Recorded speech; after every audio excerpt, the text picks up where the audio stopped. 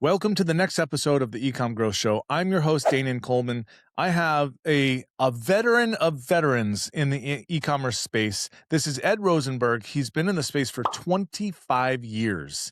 Ed, welcome to the show. Welcome, and it's an honor to be on. Thank you so much. Absolutely. And like I said, you can ask me anything. Let's go. Yeah, cool. So I've got a few prepared questions. Number one is, who are you and what's your experience?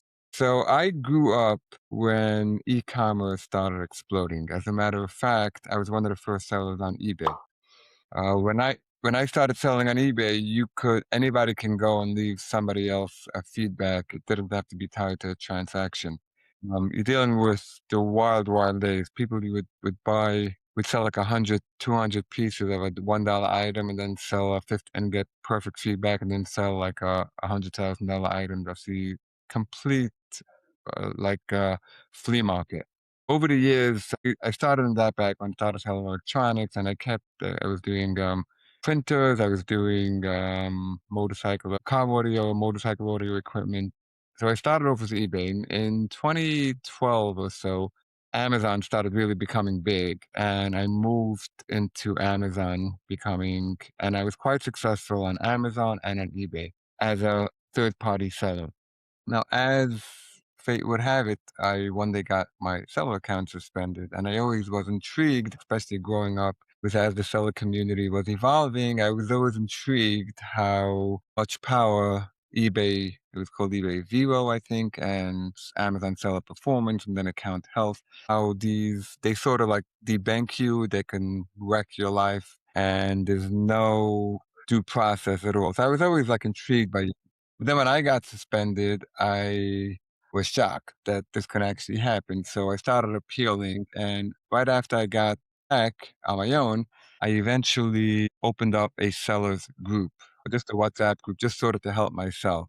And as time went on, I sort of became an expert in dealing with suspensions and making groups. And many people look at me sort of as I don't know, I'm a group admin or whatever word you want to use of the seller community. So whenever there are issues in dealing with platforms, they come to me and I try to address it in my posts and however. Okay, and then so that sort of answers the question as to how you got into suspensions. So, what do you normally see as being, let's go like the top 3 biggest problems Amazon sellers have? Right. So it's always evolving. So if you would have asked me this question 6 months ago, if you would have asked me the question a year ago, if you would have asked me the question 5 years ago, it's Yeah. always evolving.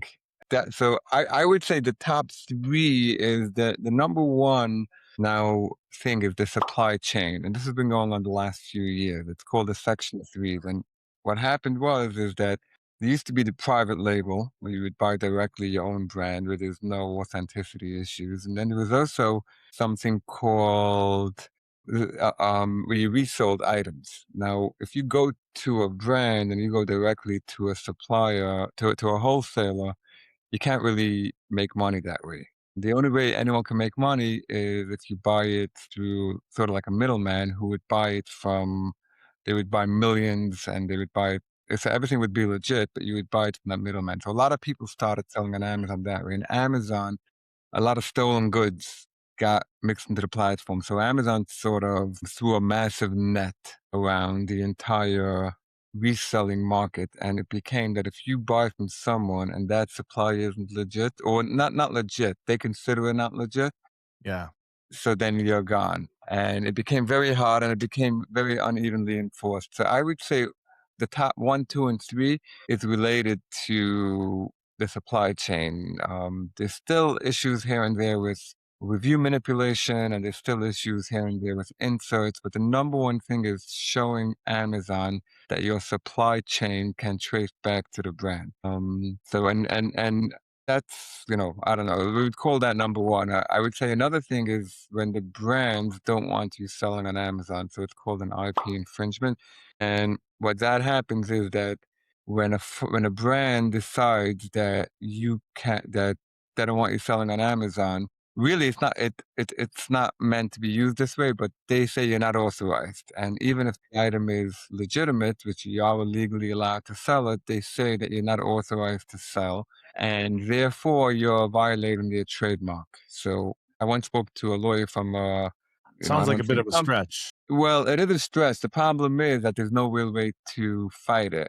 And the only way to Yeah. file an IP complaint. Now, I once spoke to an attorney of a company. I don't think it was Tylenol, but let's say a company like Tylenol. And what he was telling me is that so if you go to CVS, you're allowed to resell it on Amazon. I was like, yes. He told me that what happens if you buy it from CVS legitimately and you keep it in your glove compartment for 3 years. And then you go and you sell it, and somebody takes the towel and only died. But do you agree that you violated my trademarks? I would say yes. And they say they don't know when it's like that and when it's legitimate. So even if you go straight to the source and you sell it on Amazon, they can come up with ways which have been held up in court that state that what you sold is not legitimate. Between a Tylenol and a baseball cap, there's a big sometimes it's ridiculous and sometimes it's bad faith.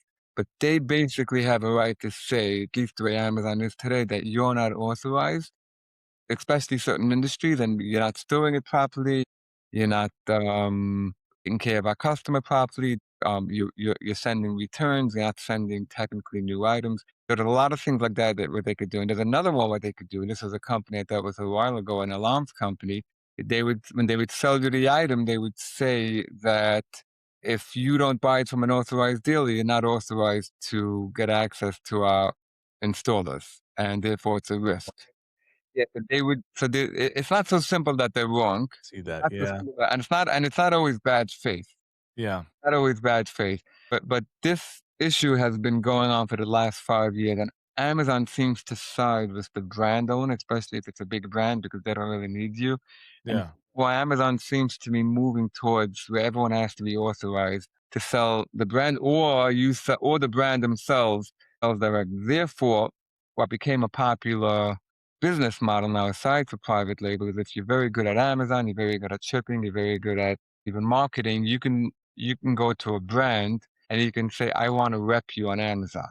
Hmm. You go to a That's brand. what I do today. I've been doing it Yeah. for 15 years. Yeah, so that's a totally workable, legit, Yep. perfectly okay, Yep. which is not private label and you're reselling a popular brand. And I would recommend anyone who can get into that to take a look at that because you don't have the issue of the IP complaint, you don't have the Section 3 because everything is coming directly from the brand. You So don't have to worry about inventory other than just getting it. Like, my agreement is such that we have exclusivity to the brand on Amazon. We get the product on consignment, so we don't even have to purchase the inventory. We send them a shipping label, they send it into the FBA warehouses, and once a month we do our finances and we just call them up or send them an email and say, "This is the units, please charge us this month. right. So This much." yeah, that's a great business model, and the brands, people always say, "Why do the brands need you because they don't want to deal with Amazon. They They don't don't have wanna deal with it. Yeah. This no." brand is the manufacturer as well, you know? So Mhm. and all they do is one is D to R a thing like direct to retail?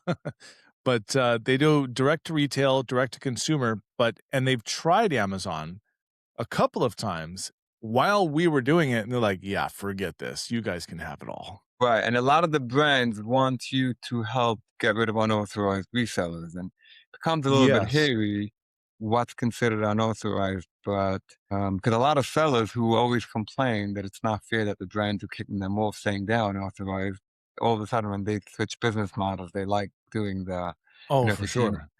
Yeah, yeah, absolutely. All right. Well, I've got another question for you. Where do you see Amazon selling going in 2026?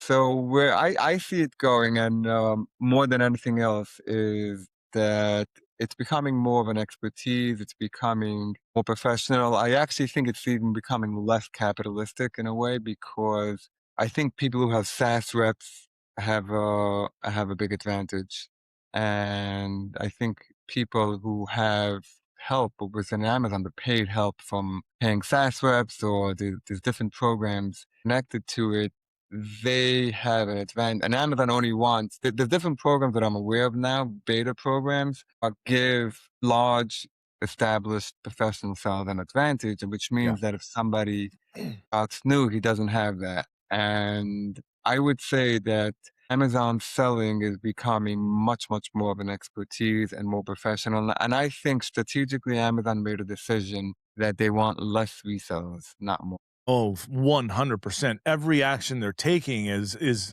highly indicative of that. I just want to back up for 1 second here. So for those of you that are listening that are not longer term sellers or larger sellers, SaaS, when he says SaaS reps, he's not talking about software as a service. He's talking about Account manager. strategic account services, where you have the pleasure or displeasure, as it were, of paying Amazon for a dedicated rep for customer service. And I don't know about you, Ed, but if I had to put a number on it, probably about 75% of the people that I speak to that pay for SaaS are very unhappy with their SaaS rep.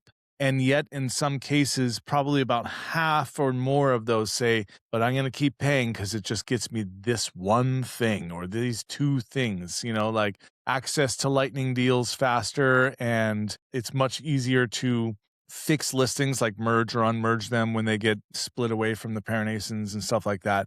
So I'm curious to hear, you deal with a lot more sellers than I do on this stuff because I don't provide any of these services. What do you find is But I common? found I found probably around 50 to 60%, Okay.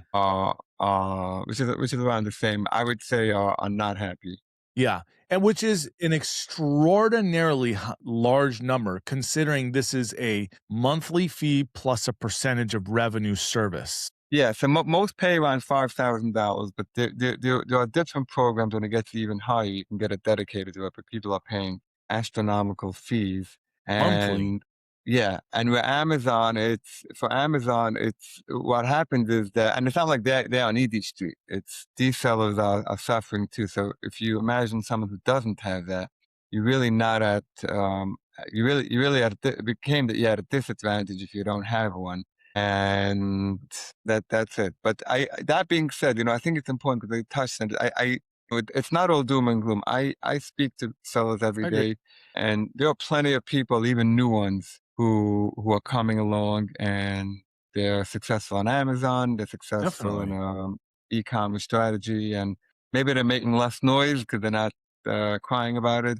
But there are plenty of success stories still, Yeah, for and sure. I personally have cried a lot about Amazon, and I complain a lot about Amazon, but I also then follow that up with whatever my tears and screams are, that I still believe that Amazon is the best place to take a brand from nothing to a a feasible income for your family. I still feel that way.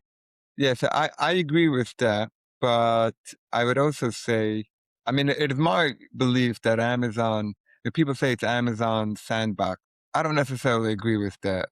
They touch every aspect of the supply chain. Yeah, This is not like Spotify. I wrote an article a while ago that Amazon FBA is not Spotify, where Spotify kicks me off. I can go to Apple, I can go to YouTube. They have total control over everything, and people have invested millions and millions. And to just say, well, they wanted to suspend you, and too bad, and don't. Right, so maybe technically they could do that, but I do think Amazon has a responsibility to improve that. But I would also say that if we would have had this conversation, let's say 5 years ago, even 3 years ago, I know people who are not on Amazon and are doing very well. They're doing sure. TikTok Shop, they're Yep, doing Shopify, they're yep. doing Walmart. And I think the next generation, like my kids, a lot of them are buying on Shopify. Like I like the Shop app. I still buy around 50% on Amazon, but to the younger generation, Amazon is just another website. Yeah. I'm just curious here, have you heard of Rivly? Yes, Rivly? Yeah. Their goal is to solve all of the problems for sellers that we have with Amazon. it's And it's a marketplace, right? it's a marketplace, yes. So Right. Rivly.com, yeah, it's a marketplace, and I'm in constant communication with the founders because I helped introduce them to many people in the Amazon space. And he called me 2 days ago. He's like, "Dude, we are, like, this close to launching beta large beta." They're in alpha right now, so I'm using it. They wanna fix the review system. Anyhow, I think that what you're saying is correct. Like, the kids these days, it's not only Amazon, and you're gonna have AI, like, ChatGPT just announced that they're gonna, I think it was, charging a 4% processing fee for any products purchased through ChatGPT, and then Google's gonna take, I think, their 3rd stab at being a marketplace. Like, because Ed, you would know, you've been in the space so long. I can recall 2 different versions of Google trying to break into, like, buy on Google, but, they just announced something where it's gonna integrate with Google Pay and of course the browser and something else. I think they're creating a marketplace for LLMs to access. Right. So I do remember, first of all, even Amazon that had Z shops. Amazon took a few stabs at it before they got it right, and Google had, I think, Frugal, and they That's had a right. bunch of I they had forgot a about bunch of that. different. They took a bunch of different stabs at it, and a marketplace is really hard. I know Rivley once came to my event. Marketplaces are very hard, and it's not just about being nice. It is a lot of, like, I understand Amazon. There's a lot of conflicting interests. The brands are, I remember years ago I went to Amazon and I had a meeting with a lot of top people in Amazon, and they said that as much as hell they get from people like me, you should see what they get from the brands. And so they're being Uh, pulled in each way. So I think what happens is that people come along and they say, okay, we're going to be great to sellers.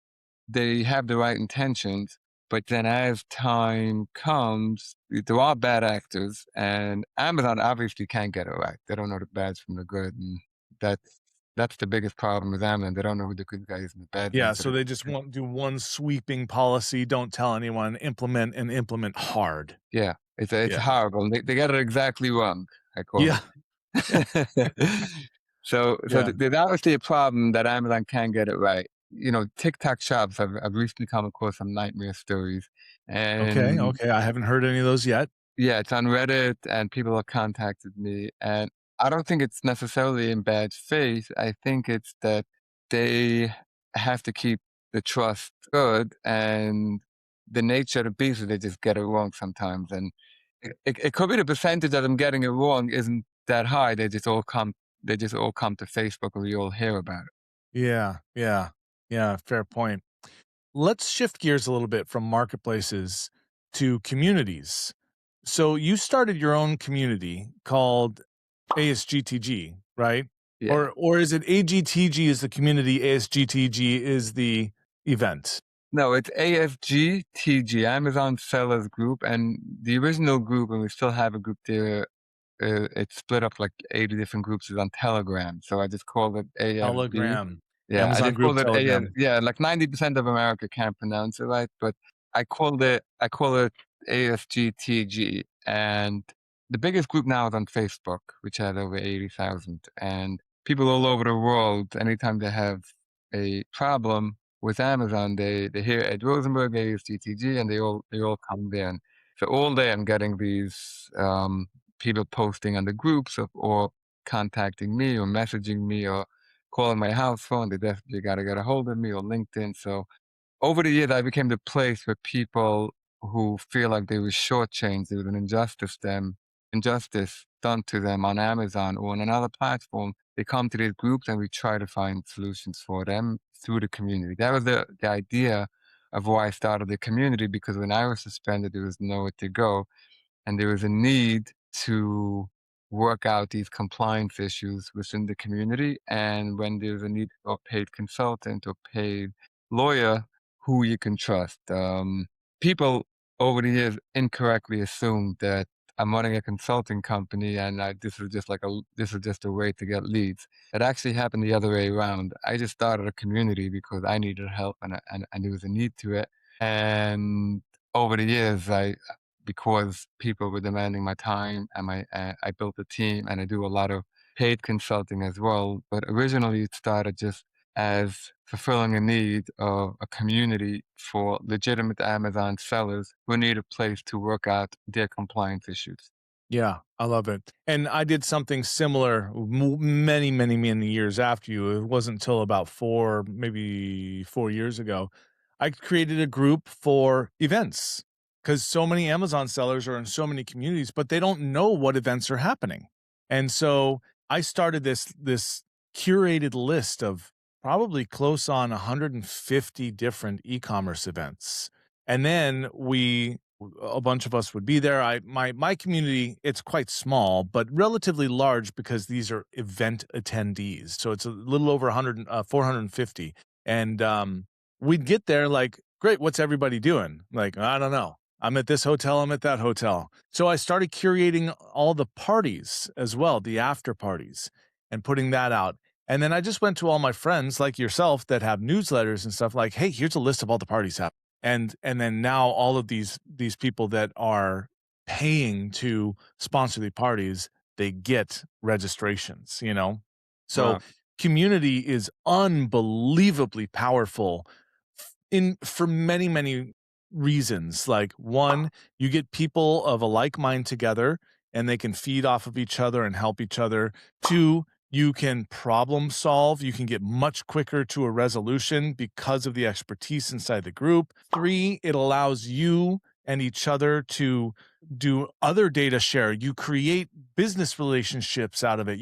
I mean, hey, there's even people that have created romantic relationships out of this stuff and become married and stuff like that. Wow. So community is super valuable.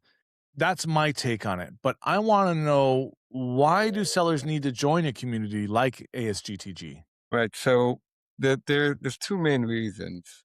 Number one is because once you join, either it's through the mailing list or through Facebook or through Telegram or WhatsApp, is once you join, you're connected to the issues. And Amazon, often you don't know about a issue until it happens to you, and by then it's too late. So, like for example, I have a free service where Watch Me Amazon actually did a video on it, where you email the brand to search at asgtg.com. So you could put in Ray-Ban, for example, and there's a bot. It's all by bot, obviously.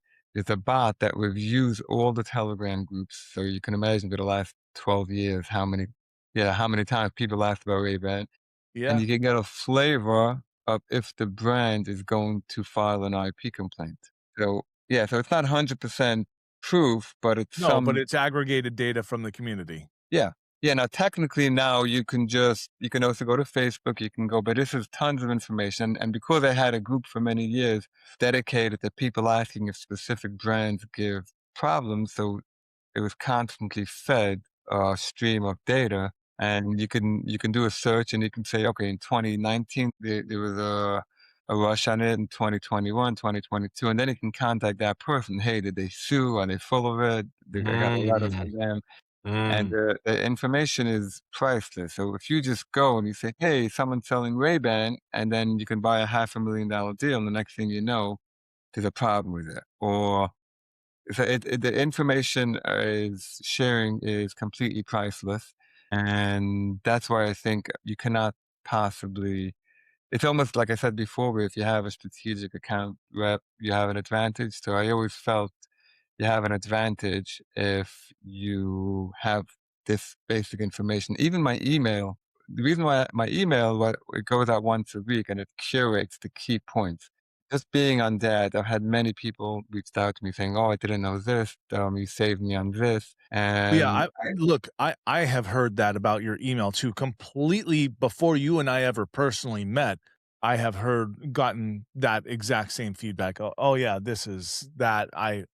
You got to be on Ed Rosenberg's email list. So a couple of things here. ASGTG is coming up in a month in a week, right? Something like that. yeah, a month and like 10 days. I know you don't make me nervous, but March 5th. March 5th. Okay, March 5th, 2026 is when ASGTG is happening. It's one day in Brooklyn. Yes. So one day in Brooklyn, you're flying to JFK or wherever you feel like flying into.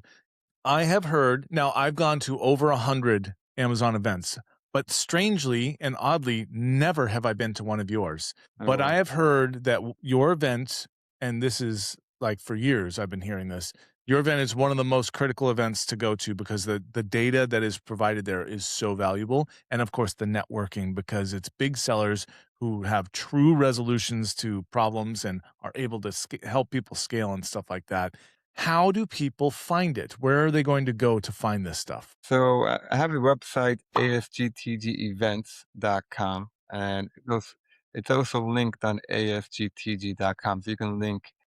What's unique about this event is Brooklyn, outside of Shenzhen and some places in China, is known to be one of the most respected and largest and most professional group of sellers anywhere in the world. So there's a big network of sellers there. There's also a lot of sellers who only go to that event. They don't really go outside to like prosper. You have your professional people who go to event. So you won't really, but the sponsors love it because they meet sellers who they would not otherwise meet. And we're known for that, and for the great content, and the food there is like really, Yes. Yeah. yeah. Yeah. That's, I've heard the food is incredible, and arguably, I would go to your event just for the food rather than the content. That's how good I hear the food is. Yeah, the food is great. We put a lot of emphasis on that, and the vibe is great. Yes. And the reason why I did it, I've been doing it to have a great relationship with Prosper Mhm. and the current people who run it. And I'm a big fan of Prosper, and I deliberately put it right before them because a lot of the international people who travel from India or from They go through Pakistan, JFK. they go through JFK, and it's too much of it to travel. And they stay in JFK. They stay in the city for the weekend. They have a lot of fun, a lot of things, Yeah. and then they go on to Vegas, Brilliant. and then they go Yeah. straight to Vegas. Then they go to Vegas and learn what it's like to pay $43 for a drink and have the desert dry them out like a sponge. Exactly. Exactly, Oh, then they cool. go to Vegas, then they go all the way then they gotta go all the way back, but Yeah, that's I specifically do it based on that, and I would add one more thing that it's no longer like an Amazon sellers group. I think all of the events have turned into seller events, third-party I sellers. agree. I agree. Yeah, I definitely so I am just last week at the time of us recording this, in fact, last night, I got back from Newport Beach from the Amplify Summit, and Amplify that is was originally started for Shark Tank, people that got funded on Shark Tank. Again, they are sellers, but they also sell on Amazon, they also sell on TikTok, like, we're no longer just an Amazon seller group, we are an e-commerce, a diversified e-commerce group. And without question, I advise everyone, good, you sell on Amazon? Great. Where's next? Like you need to diversify. We won't Yeah, go into the nuances of that. I'm sure we could go real deep into that. yeah, yeah, I mean, basically, I like Shopify, Walmart, Yep. TikTok, Yep. and I think Whatnot has a lot of potential now, but Okay. yeah, they have. I mean, I've spoken to people who've done like $1 million a month already. Wow, that's awesome. Yeah. All right, cool. One last parting thing here. March 5th is ASGTG in Brooklyn. What are we going to be talking about there? So it's interesting because based on the sponsors and the presentations, I get a flow of I really get an insight to where the industry is. A few years ago it was aggregators, and then it was the reimbursement people, but there's not going to be too many. So I would say now there's still the basic. But it's interesting. There are three law firms, which I thought was interesting, and there's a lot of TikTok shop connecting influencers with brands. So there's a lot of that, and then you still have the standard Amazon repricers and listings and a lot of Yep. AI. But I definitely think that if you look at the content, what we show on the website today, and you look at it 5 years ago, it's like it's mind blowing. My initial event, we were talking about of seller performances is, are they human or not? Like, Yeah. That's funny. All right, cool. Well, so I'm looking forward to seeing you there, and because I, thanks to you, I have a ticket to the event this year, and yeah, Ed, thanks for being on the show. If anyone wants to get a hold of you for issue resolution, should they just go to ASGTG? You got your seller communities and everything on there yeah, they can at the contact me website. from ASGTG.com, or many people contact me from LinkedIn. But most of the people who've heard of, who are watching this, many of the people have probably contacted me before. So Yeah. All right. Well, Ed, thank you so much for being on the show. I really appreciate it. Anyone that's still listening, thanks for listening all the way through. And just know that I only recently actually met Ed for real in person, and it wasn't like some crossing paths at a show or something like that. And for arguably my entire time, so probably since 2015, 2017. I have heard that Ed is the guy to go to for this stuff. He has always been at the forefront of this. So if you have any sort of issues that you're running into, I highly encourage you to reach out to him because if nothing else, he's got information on his site that can help you. So Ed, thank you for being here and I'll see you in Brooklyn. I'm looking forward. Thank you so much. All right, see ya.